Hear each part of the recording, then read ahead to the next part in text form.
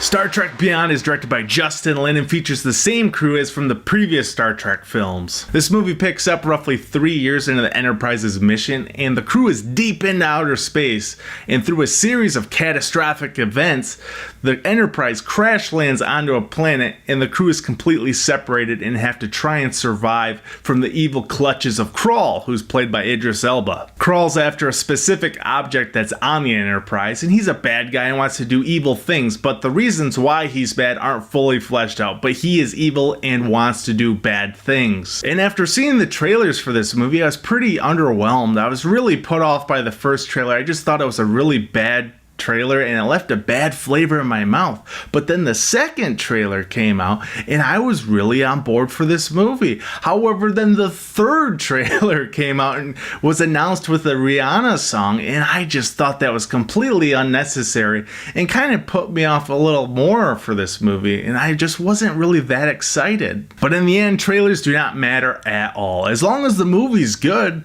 that's all that really matters. Trailers are just a marketing tool to get us into the theaters. But I was really surprised with Star Trek Beyond. This movie was really fun and action-packed throughout the entire movie, and I think if you really liked the previous two movies, you will really enjoy this one. And in my opinion, Simon Pegg really nailed it with the writing. All the characters had really great dialogue, and they kind of switched it up a bit. Normally you have the great banter between Kirk and Spock, but they switched it up and gave it to more Spock and Bones, which made for a really fun time. And you can have a huge sci-fi epic, but what really matters are the characters, and they handled them really well in this movie. They did a great job of handling this as a summer blockbuster, but still having great character depth. And Idris Elba as Krall gave a badass performance, but his character doesn't get as much depth as you would think.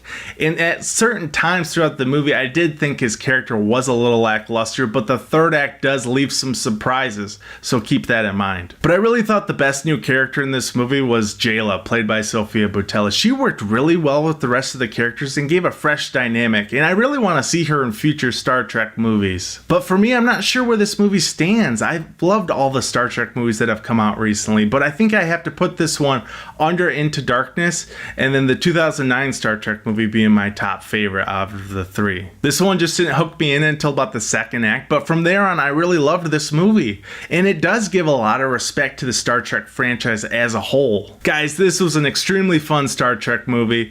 It might not be as good as the previous two, but I highly recommend this one. This was a lot of fun. So with all that said, I'm going to give Star Trek Beyond a B+. Guys, thank you so much for watching. Later this week, I'm going to be talking about some of my favorite trailers that debuted at last week's Comic-Con. Also a review for the Killing Joke animated movie, so keep a lookout for all of that. I'm Rex Overdrive. I'll see you next time.